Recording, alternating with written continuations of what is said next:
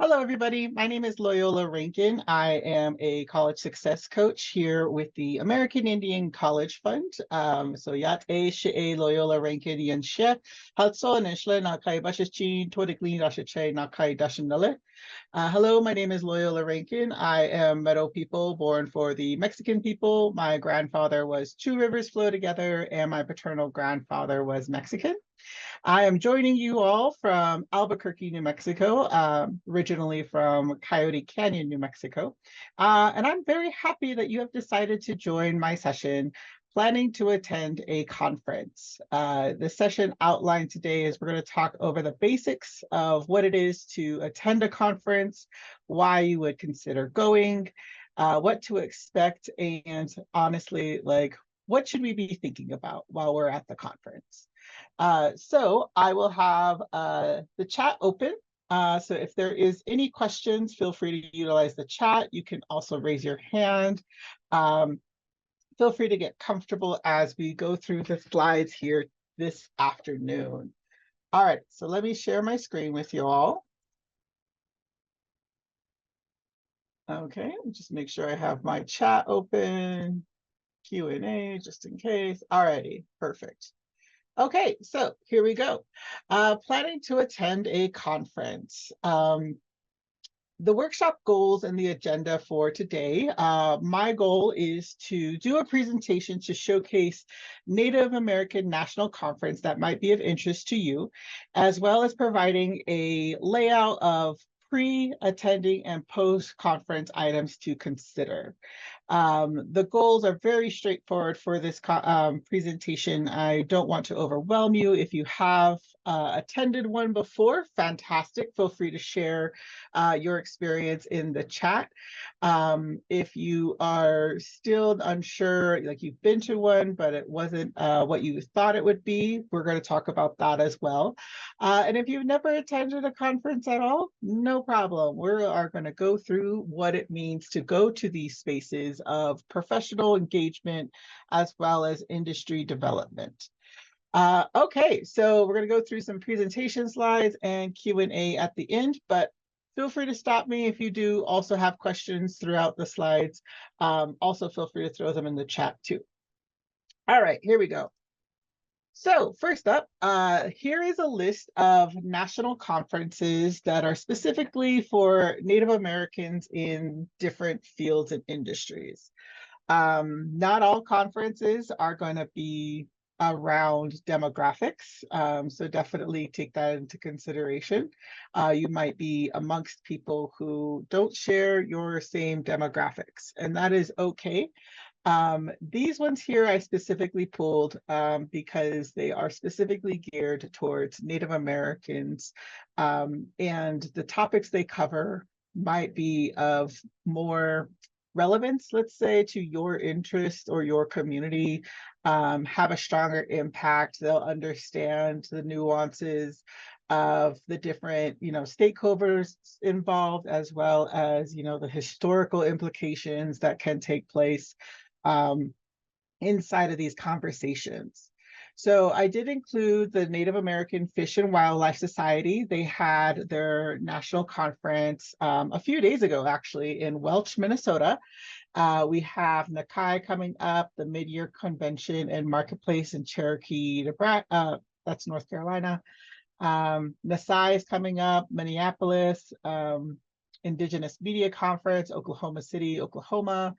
ACES is a huge one, San Antonio, Texas this year. The National Indian Education Association in Palm Springs, California. First Americans Land Grant Consortium, Minneapolis. Alaskan Federation of Natives Convention in Anchorage. And of course, the Society for Advancement of Chicanos, Hispanics, and Native Americans and Science, SACNAS Conference in Phoenix, Arizona. Okay, so what we're going to do is, if you have some type of writing utensil near you, this could be a pen and a paper, a notepad. What we're going to do is feel free to pick one that sounds interesting to you. If you are currently studying, fish and wildlife or environmental science, you might consider going to the Native American Fish and Wildlife Society. If you are in media, or you're practicing in the arts, maybe you're interested in the Indigenous Media Conference in Oklahoma City. Or if you're just in California and Palm Springs is closer, feel free to select the National Indian Education Association Convention and Trade Show. I'm old school, born in the 90s. That's why I said pen and paper, but you could also use a laptop, tablet, your phone. And what we're going to do throughout the presentation is we're going to plan as we are attending that specific conference. Okay. This will help catalyze, make it real in what you're trying to do in attending these spaces for professional development. So feel free to play along at home if you are interested. Again, feel free to select one conference from the list as we move forward. All right, so pre-conference. This is before the conference is taking place. So things to consider when you're looking at a conference to attend. Location, that is a big one. Depending on what the location is, could change the financial strain or the financial expectation. SACNAS, I know they had a conference in Puerto Rico. I believe it was not this year, but the year before. I would love to go to Puerto Rico. That sounds amazing. But do I have the money to go to Puerto Rico? Probably not. So definitely consider the location. Also consider the time frame of that location. If it's a conference, if it's happening in October, and it's in North Dakota, you might want to expect and plan for tremendous amounts of snow, some rain, the chill, the cold. If that's something that doesn't appeal to you, or for whatever reason you can't be in that kind of environment, that is definitely something to take into consideration when you're looking at conferences. Of course, you would love to go, but it just doesn't make sense for your needs and what you're capable of. So definitely keep that in mind. Speakers, who is going to speak at this conference? We definitely love to hear big names, people in the industry. Deb Holland got to talk, share a recording with us today, and huge name. And so would love to hear from these people who inspire you, who you want to hear more from, you want to learn from. That's one of the key components of a conference too, is like, what are you learning? What is it that you hope to gain? The knowledge, the space that you hope to be in while at the conference. So definitely think of like, who is a speaker there? If you follow, people on social media inside your industry, and you're like, man, he is huge in fish and wildlife, then definitely feel free to like follow what conferences he's planning on attending or the ones that they're speaking at. This also really helps to get and build your network. And we're going to talk a little bit more about networking a little later on. But definitely look into speakers of who is going to be at that conference. Schedule. Considering the schedule of the conference and how it meets your interests and needs. So as you saw, conferences are typical multi-day experiences. Some of them can run, 2 days, others can go up to a week. Typically, I would say a conference is probably about 3 days. 3 days to well, not including travel days. So definitely keep that in mind too. So if the first day starts at 8 a.m., you probably want to get there the day before. So that might add in, an additional hotel night in that location. Meals are addition to that too. We're going to go over costs in a little bit, but definitely consider the schedule of not only how long the conference is, when it's going to be taking place, like what month.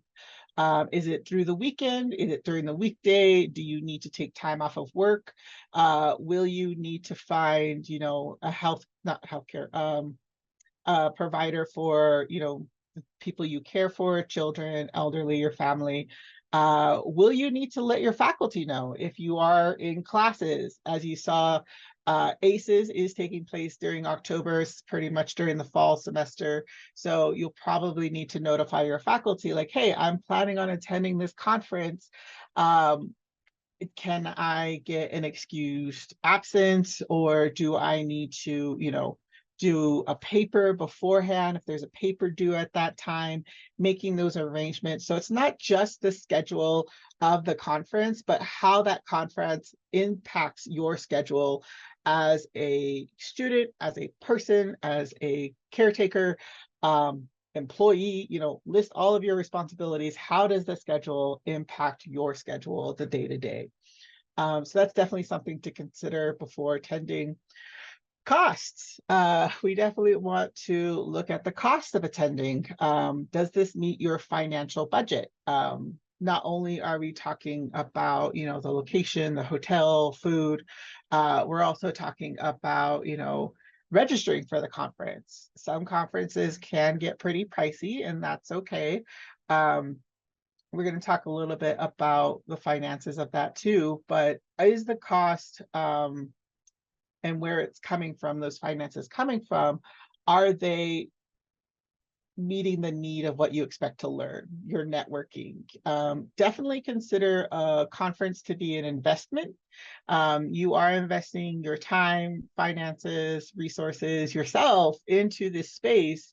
And is that investment going to pay off into your professional development, into your career section, into your industry, whatever that might be, whether it's like fish and game, education, they have math conferences.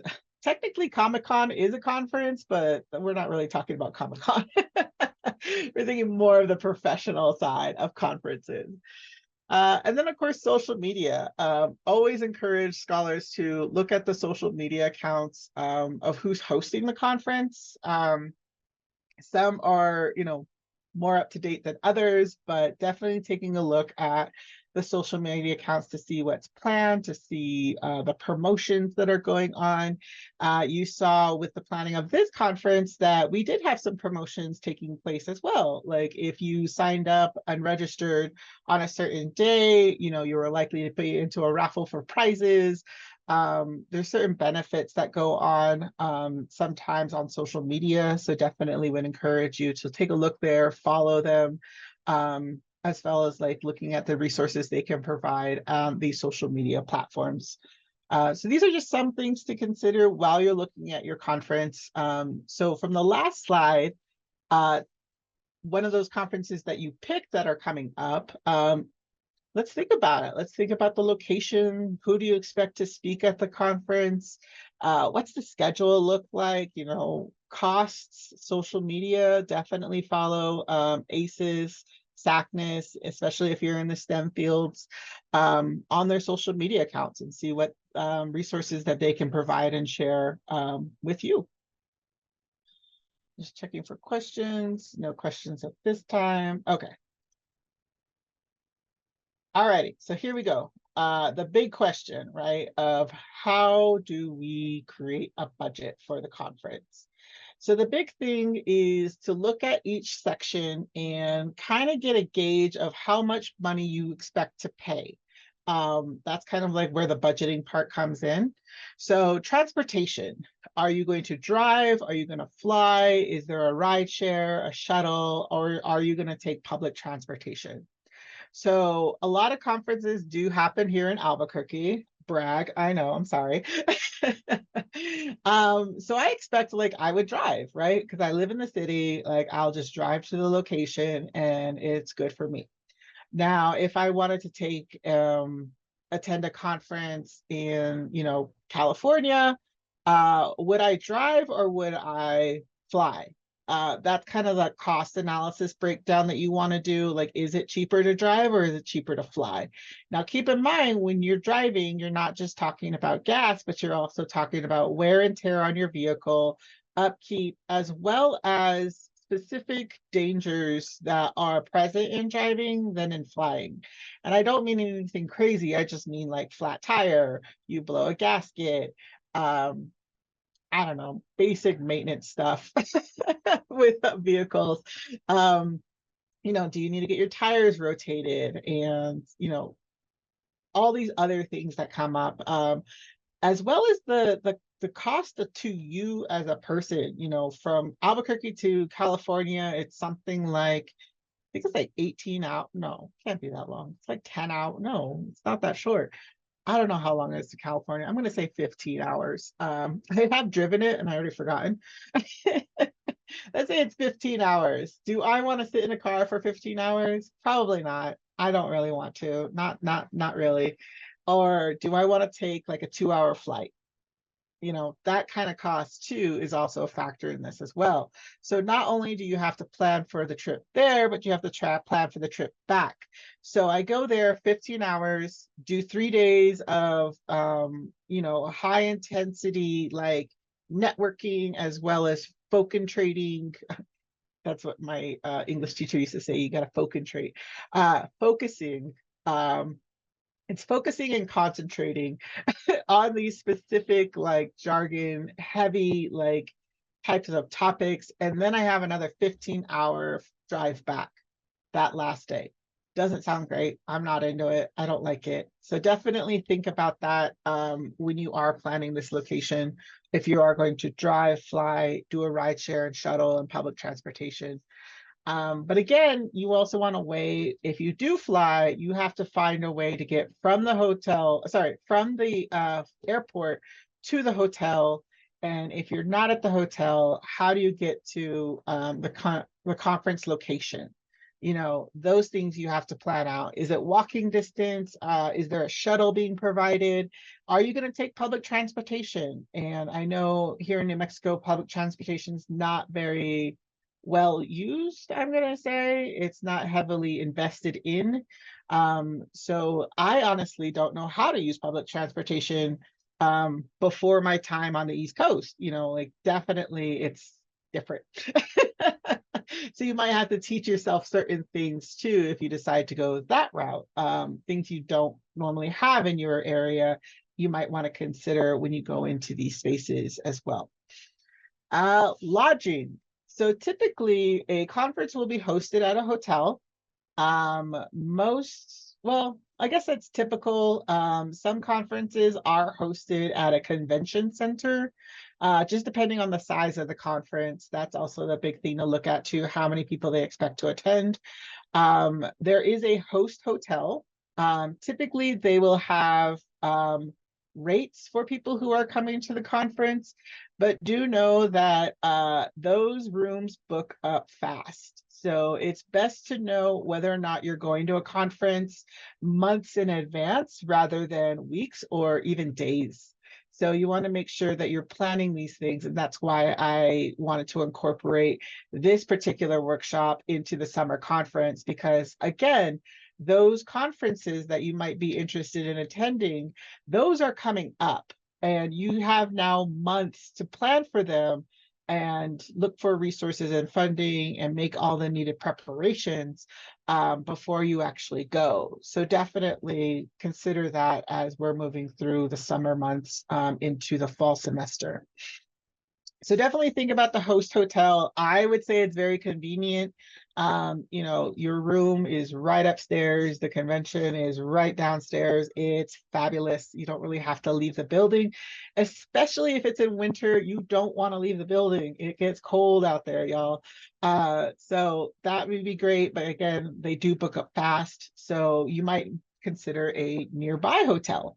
A lot of times, if a hotel does sell out, they will have another nearby hotel with rates for the convention. And the rates just mean that they booked it as part of an agreement to host it there. So the rates are typically cheaper, which is helpful. Especially since a lot of the conventions I've been to have been like at a Hilton, have been at the more like higher end hotels than my typical La Quinta. So definitely consider that as an option too. Or there's couch surfing. This is something that we used to do in college too, of like, hey, I have a cousin who lives in the city. Like, let's just couch surf there and then we'll just get a taxi. This was before Uber and Lyft. Get a taxi from, their location to the convention or the conference. And it works out. So definitely consider the different lodging logistics that'll take place. Of course, you want to be safe where you stay. Definitely consider that. Meals. So typically, depending on the cost, like the higher the cost of a conference, the more likely meals are included. So if you're paying a higher cost to attend, I would expect to have meals included, not all meals, but definitely like breakfast and lunch. They might do one dinner, like a sit down dinner type thing. But definitely if you're paying like over 500, like close to $1,000 to attend a conference, definitely meals should be included. But if meals are not included, definitely take a look around at what is available. One thing that does happen when meals aren't included in a conference is that whoever is hosting their food facilities is going to be outrageously like slammed. So like if there's a Starbucks in the hotel, there's going to be a long line for the Starbucks. If they have like a dinner or sorry, a restaurant in the hotel, that one's going to be pretty slammed too. So just think about these things too when you're thinking about location, the convention or the conference, where it's being held. What are the meals around it as well? Honestly, like it's also a great networking tool to invite someone to get dinner or lunch or a sandwich at a local spot instead of utilizing the things at the conference. Um, because then that way you have time to walk and talk, sit and down and talk. It's a great method to kind of explore the city as well, especially if you've never been there before. So you want to get there out there and explore a little bit. Um, Local locations are always nice places to eat. But yeah, so typically at a conference, they'll have on the schedule if meals are included. Like I said, if the cost of the conference increases, more likely meals are going to be included. If it's not included, the cost should be fairly low to attend. But again, you're trading off that meals section. Okay, so unexpected costs, forgotten items. I cannot tell you how many times I've like the amount of money I spent on a lint roller is insane. Like I always forget the lint roller.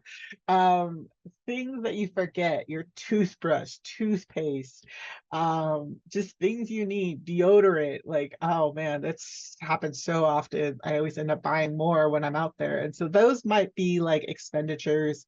Of course, this works best if you do proper planning and packing so you don't have forgotten items. So there is that trade-off. Consider parking fees if you do bring your own vehicle. Typically, there is parking you have to pay for at a hotel or a convention center. It can range anywhere from, $2 an hour to like $25 for the day. Definitely look at the local areas of where you intend to park and add that into your costs. Highway tolls, if you come from a location that doesn't have highway tolls, this one is tricky. I'm still not 100% on how they work. I was at a conference in Florida, and Florida does have highway tolls or road tolls, and I'm like, I don't know what I'm doing. I'm just going about my business. Um, so definitely keep that in mind if you are in a location that might have highway tolls, that might be an additional cost to factor in. And then of course, tipping different people in different spaces, like if there's a concierge, if you leave your bag over, a period of time at the hotel lobby check-in center, you want to tip the people who hand you your bag. Restaurants typically are more expensive at a hotel. So the tipping might increase there. Just these things and cultural items that might be different than where you are currently located. So keep that in mind as you are planning for your location. I don't know the numbers off the top of my head, but if you did pick California as the conference that you're planning on attending, most likely taxes are going to be higher there. So include that inside the budget too, as opposed to like going to Minneapolis. That might not be as expensive as California, but again, just looking at those costs is always helpful. Now, why create a budget? Like this is like, definitely one of those things where I'm like, why do this to begin with? That's a great question because now we're going to go on to the next slide in funding options. Oh yeah, we don't want to pay for it ourselves. And that's okay. Nothing wrong with that. So you have here yourself in the blue box and you have multiple sources of funding options. So how to ask for funding to go to these spaces is you want to create a budget like we did in the last slide. And it's kind of like a proposal. You're like, hi, I want to go to do this thing for X, Y, and Z, gain professional insights and network at this conference. And so is speaking there. And they're a hero of mine. They do very well. I read their book in class. Like, I want to go to this specific conference because they're there. Here is the budget. Here is what I've planned to spend. Now, we can look at it in multiple ways. You can use your personal finances, which isn't all that great with the rise of costs in general. You could do fundraising, which is also an option. Like I said, we are months out, so that's still a possibility. Yeah, that's also an option if you wanted to fundraise and look at like attending through your own personal finances. The other option is to look at your college department faculty. So whatever department that you're in, if you're in the English department, if you are in media studies department, I don't know, environmental sciences department, ask your faculty about it. I'm pretty sure if you mention any of these conferences, people at TCUs, tribal colleges and universities, may be familiar with them, or if you have a Native American Student Center, they most likely will be familiar with them as well. And so you want to let them know, like, hey, I intend on attending ACES in San Antonio, Texas in October 3rd through the 5th. And I'm a science major. How can we, and here's my budget. I would like to request funding. Is there any funding available from this department to send students? They might say no, they might say yes. All you can do is inquire. They might send you to the department chair. The department chair could possibly send you to the academic dean. Some colleges have it worked into their budget to send students to different conferences. Again, getting your name out there with your college attached to you is a great resource for them. So you could say like, hi, I'm Loyola. I'm from, University of Montana, and you're at a conference in California. And they're like, wow, your college sent you out here? Like, that is amazing. So there could be potential in receiving funding from your department to go. I wouldn't say it would be like a full ride. You might get a stipend or an honorarium to go. So just keep that in mind. It might not cover all the costs, but again, we are looking at different ways to find funding. The second option is your college's advisor. So if your college uses a student success advisor or an academic advisor, let them know, put that in their ear of like, I'm planning on going to this conference. This is my budget. This is where I'm at with funding. How can you help me? They might not be able to. That's okay. You could ask financial aid. If they don't have any funding available, that's okay. You can ask the student services dean of this is something that you're interested in. Now, every college is different, so I can't really say like one of these will work better than the other. I would just say ask away and see if someone can help. There are always resources someone might know about to get you to a conference. Next options are early bird registration. So early bird registration typically is months in advance to go to the conference.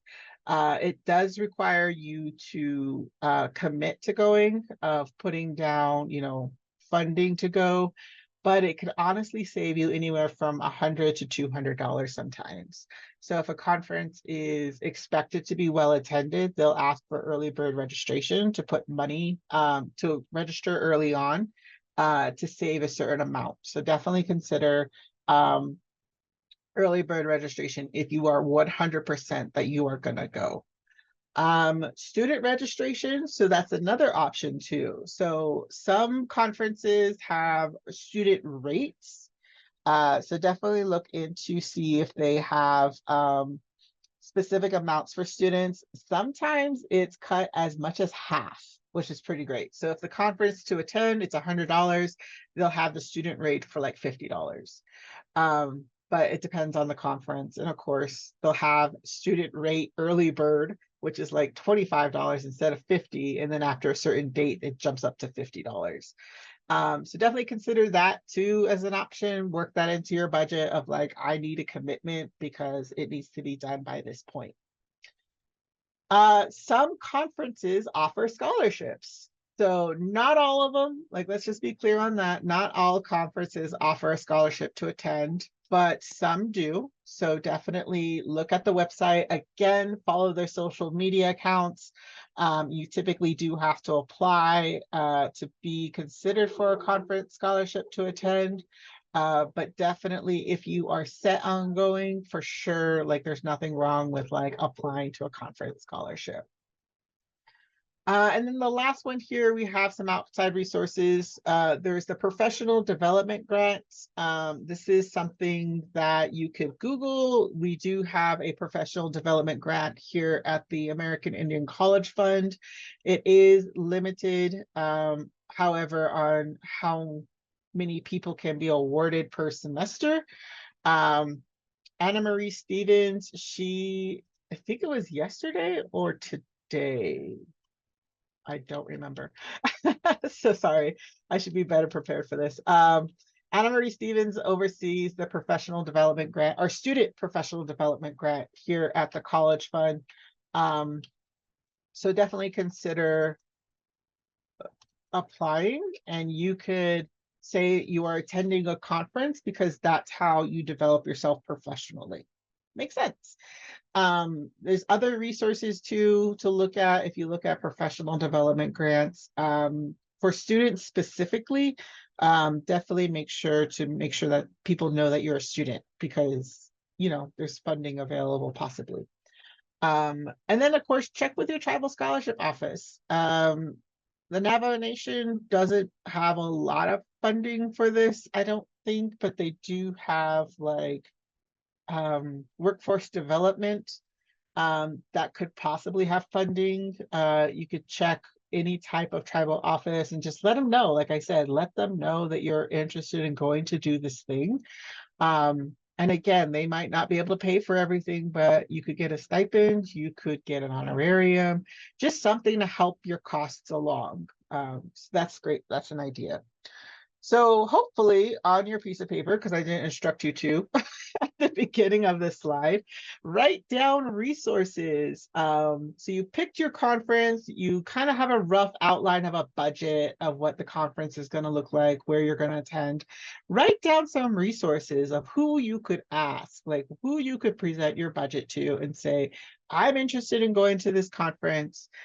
I think you're a great resource. Could you please help? I need funding to go, or could you point me in the right direction to see what would be possible?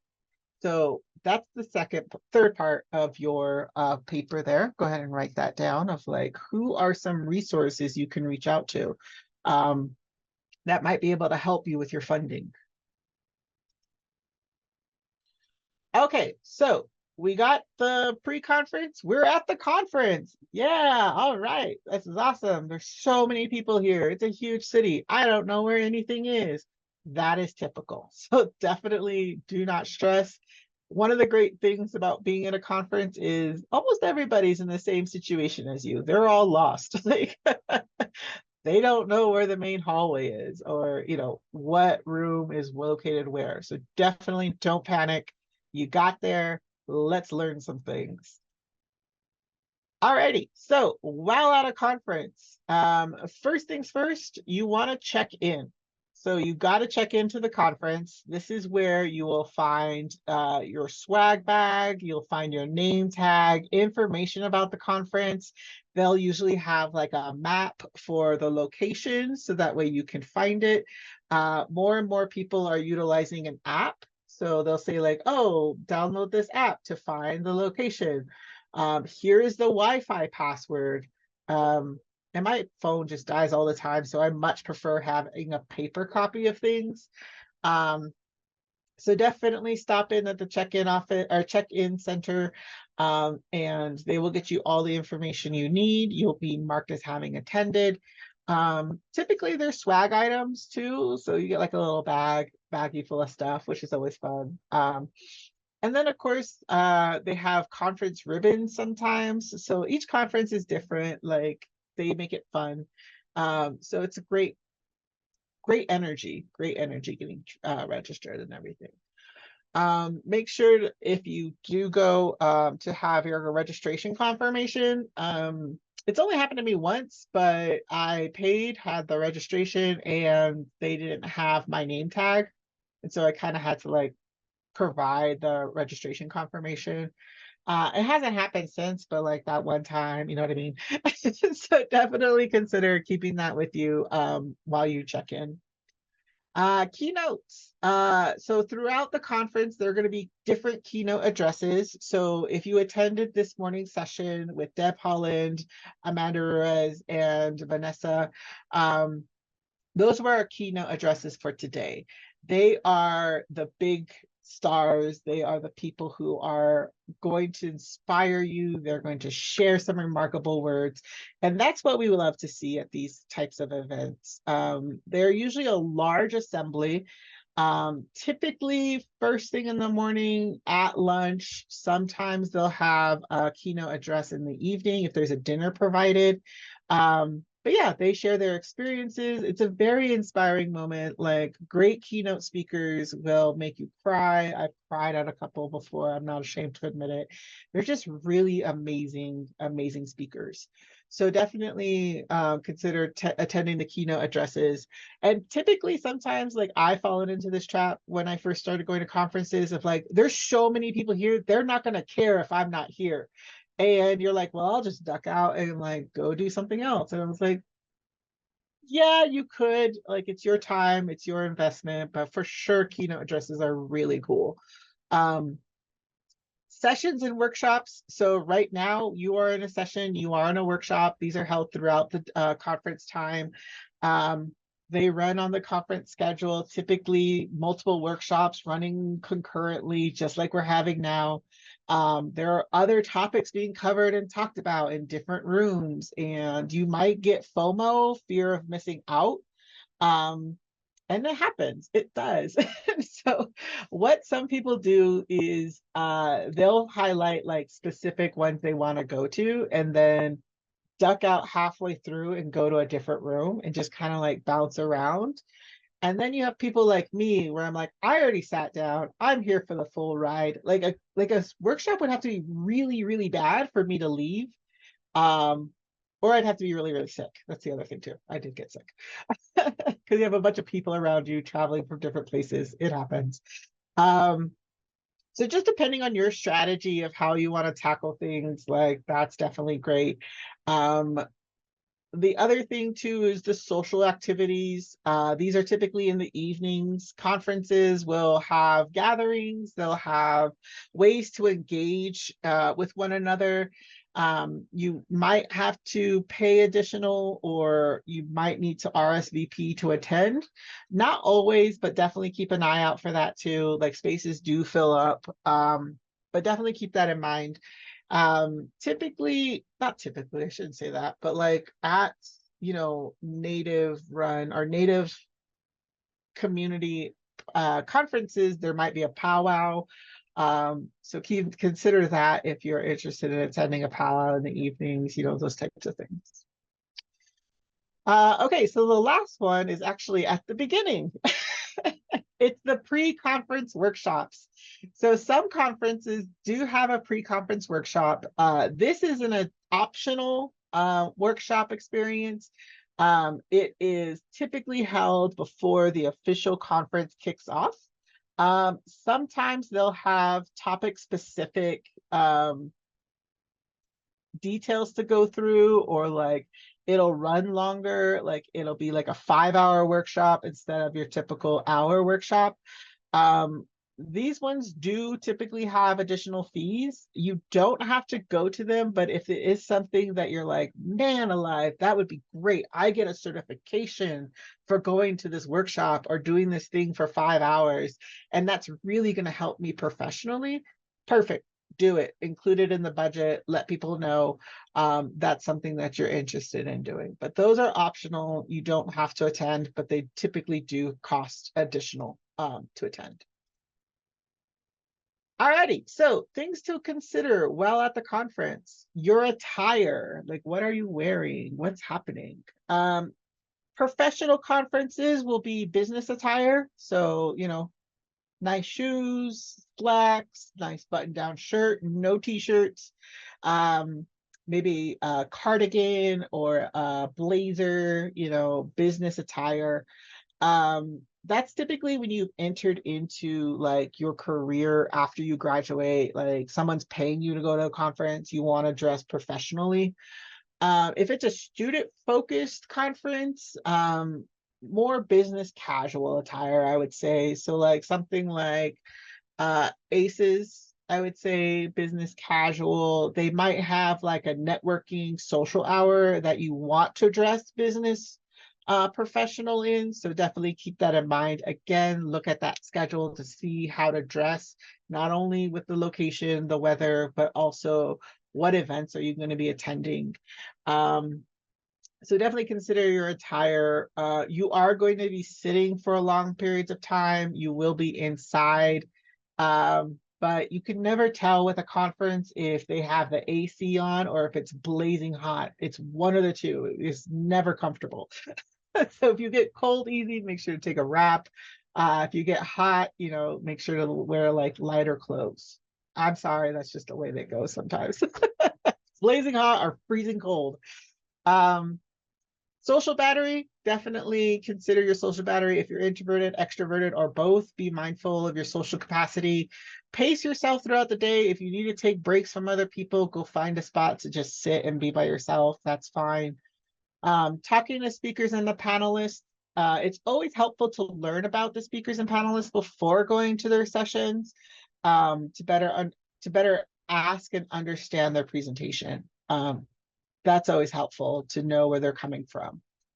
Asking questions, please be thoughtful when you're asking questions to better understand the topic presented.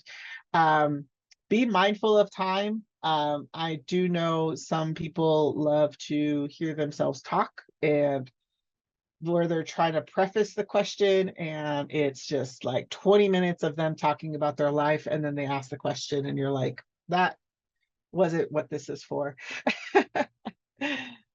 Choosing sessions before you go, it's always great to like look through the sessions, highlight the titles that sound interesting, and then filter out sessions by the information provided.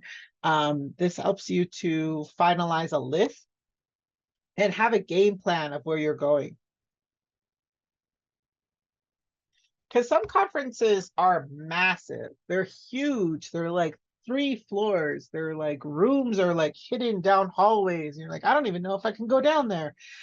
It sometimes gets nuts, so it's always helpful to have like an idea of roughly where you want to go so you don't get overwhelmed. Networking, it's always great to talk and engage with other people at these conventions, asking questions about their experiences, their time in the industry. You always want to engage in small talk. I know some people hate small talk. They're like, it's the worst. And it's true, it can be difficult sometimes, but when you're amongst fellow people who are studying the same things that you are or find interest in the things that you find interest in, It happens like that. It's definitely a skill set, but keep working at it and it becomes much easier to work with. Especially if you're in the same session. Like if you're attending a session on like wild salmon in Washington State Park, like obviously you're both interested in wild salmon in Washington State Park. So maybe you talk about that. Maybe you talk about when's the last time they were in Washington, so forth, so forth, so forth. Um, and then of course, if you feel comfortable, share contact information. It's always helpful to like engage and expand your network when you're at a conference. I used to do the thing where I would just like hand out business cards like they were candy. Um, it helps sometimes. Sometimes it just makes more people where you have to like, I don't remember talking to you and I feel awkward about it. So I'd be more strategic in like where you're handing out your contact information to people that you actually want to follow up with. And speaking of candy, a little tip, little trick. I always have like gum or mint on me, like usually gum, honestly. Because, you know, it's like high school. Like, who doesn't want a stick of gum? Like, hey, you want a gum? I have gum. I buy like those big packets of gum and just, and that's by small talk. That helps me because I'm like, here you go. Here's a gum. Okay. Okay. Post conference. All right. So we have 4 minutes left. Let's get through this. This is the last slide before we move on to questions. So after the conference, after you get home, after you've done everything, you want to follow up with your contacts. So people you met, people you've taken business cards from, send them an email, send them, you know, contact information and just let them know like, hey, it was a pleasure meeting you. Remember we talked about X and X day thing on this day, like whatever you took their contact information, just try to make it so they remember you a little bit, like, oh yeah, I remember you because we were talking about juice or whatever. um Put that in there, put that in there, and like just say like, hey, we talked about that thing. I wanted to follow up with you because I heard you told me about a scholarship. Could you please send me that information? You know what I mean? Something like that. You can also utilize LinkedIn. You can send them a connect on LinkedIn. You can also reach out to the speakers on LinkedIn and, you know, especially those ones that like really resonated with you. Send them a connect on LinkedIn and, you know, that'll help expand your network a little bit more. They might post on a conference they're going to, and you're like, I've never even heard of that conference. And you're like, boom, already your knowledge base is growing because you went to this space and you talked to this one random person for a little while. Thank you notes. It's always good idea to send out thank you notes to funders who supported your travel.